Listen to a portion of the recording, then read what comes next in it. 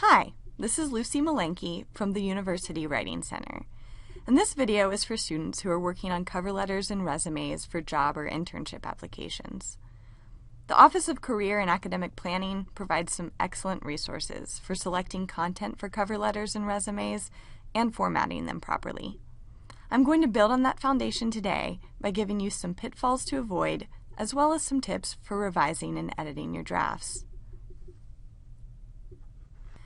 At the University Writing Center, we work with a lot of students on their job applications, and there are a few common issues that we see in resumes and cover letters. Let's spend a little bit of time talking about these easy-to-make mistakes and how to avoid or address them. One of the most common pitfalls I see in both cover letters and resumes is vague descriptions. Take a look at this resume snapshot. The author says that as communication chair for her sorority, she oversaw communications, interacted with alumni, and gave weekly reports. But what do those things really mean? Who was she communicating with, and how? And what ways did she interact with alumni? Were her weekly reports written or spoken? What was she reporting, and who was she reporting it to? Don't assume that your readers will know more than what your descriptions tell them. So how do you improve vague descriptions? Start by asking why and how questions, like the ones I just listed. Also, think of specific details, examples, and numbers that will give your readers a clearer picture of your responsibilities. Here's a much improved version of the list we saw on the previous slide.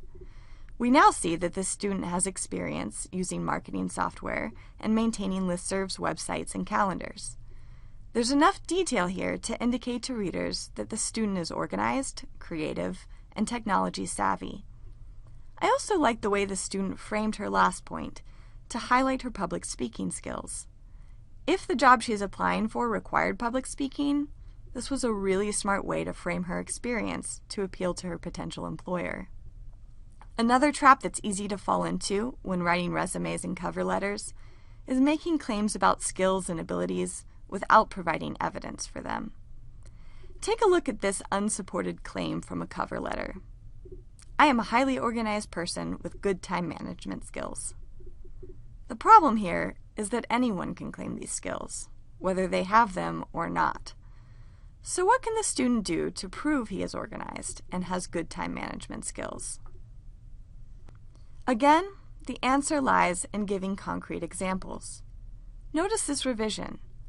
By telling us that he successfully balanced a full course load, a part-time job, and a leadership position in the Nursing Student Association, this student earned the right to claim that he has organization, discipline, and time management skills.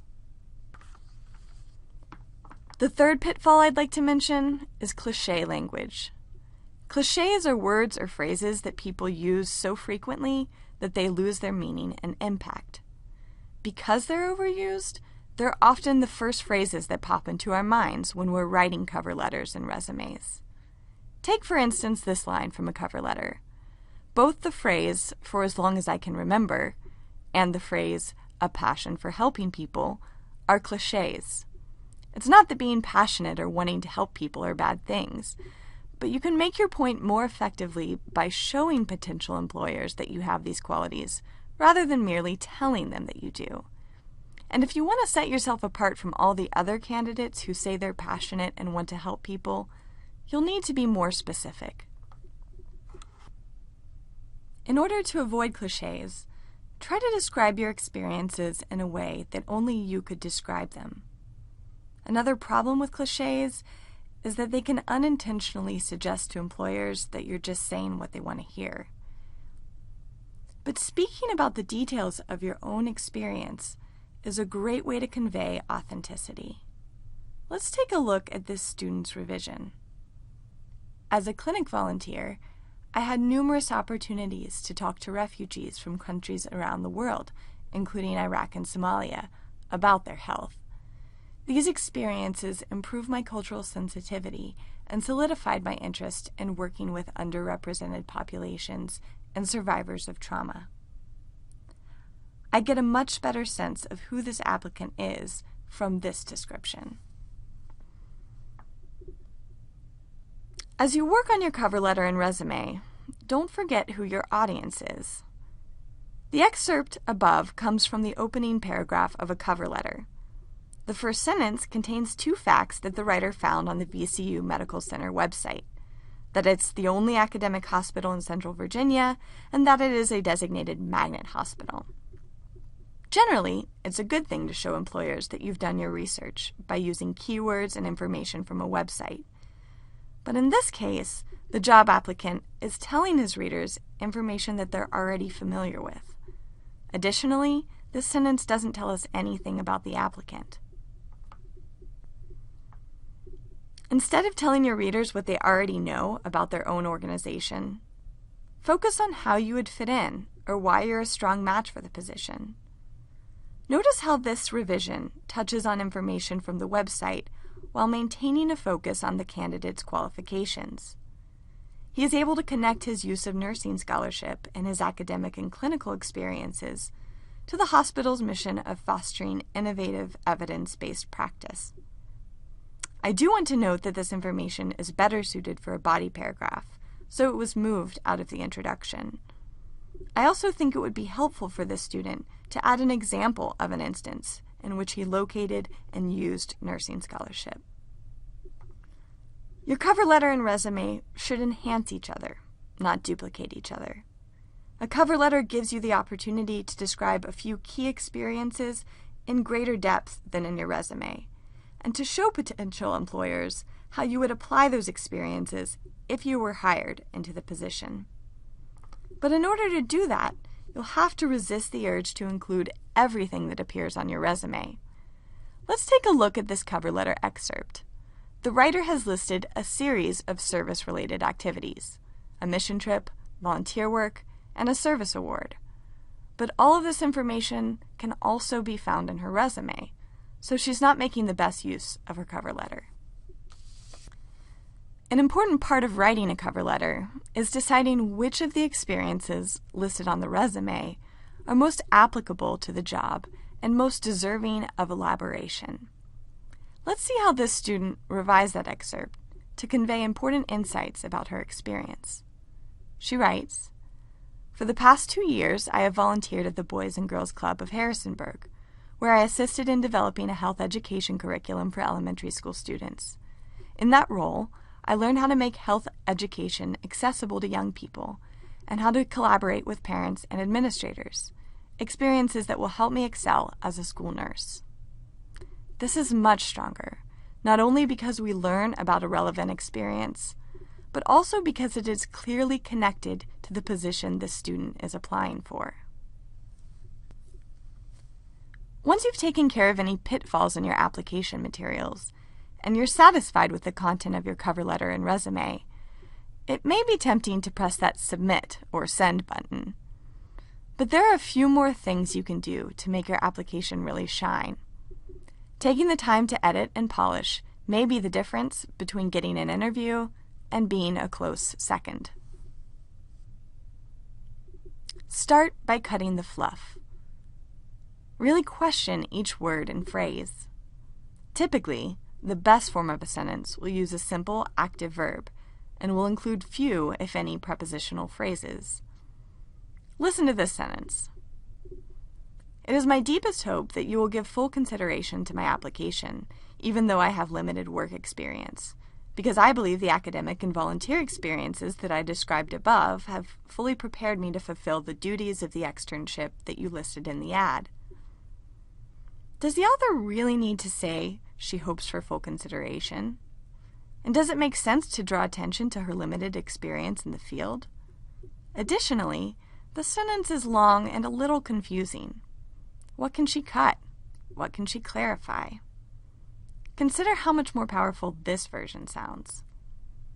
"These academic and volunteer experiences have prepared me to contribute to the Mayo Clinic team." That's short, to the point, and a whole lot better. Even after cutting extraneous phrases, there are a few pesky word types that sometimes persist. Often, you can eliminate adjectives, adverbs, and intensifiers, such as the word really, without changing the meaning or impact of a sentence. Moreover, these words not only clutter sentences, but also can unintentionally convey insincerity by sounding too dramatic. So, in the sentence, I would be extremely honored to work at such a prestigious hospital, there's an intensifier, extremely, and an adjective, prestigious. Notice how the edited version conveys the same sentiment without sounding over the top. I would be honored to join the nursing staff at Inova Fairfax Hospital. Another issue that can creep into resumes and cover letters is informal or casual wording. A lot of casual wording also happens to be wordy. We write with more economy than we speak. So be on the lookout for conversational phrases like really exciting and hanging out with, and even words like kids that have more formal synonyms. I would value the opportunity to work with youth sounds much more professional than, this program is really exciting to me because I've always liked hanging out with kids. It's also more concise. Once you've decluttered and eliminated informal language, plan on doing 1 or 2 read-throughs to catch spelling and grammar errors, redundancies, and confusing or clunky wording. I strongly suggest reading out loud because your ears will often catch errors or problems that your eyes don't.